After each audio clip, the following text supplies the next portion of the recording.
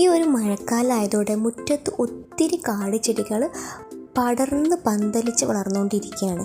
എന്നാൽ ഇത് കാടല്ല, ഇതിന് ഒത്തിരി ഔഷധ ഗുണങ്ങളുണ്ടെന്ന് നമുക്ക് ഒത്തിരി ആളുകൾക്ക് അറിയാത്തതായിട്ടുണ്ട്.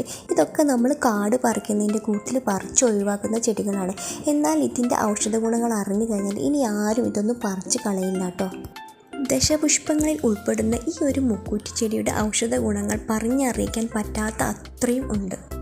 കഫം, പിത്തം, വാതം, അൾസർ, പനി അങ്ങനെ എണ്ണിയാൽ തീരാത്ത ഒത്തിരി അസുഖങ്ങൾക്ക് പരിഹാരമാർഗമായിട്ടുള്ളൊരു ഔഷധ ചെടിയാണ് ഈ ഒരു മുക്കൂറ്റി.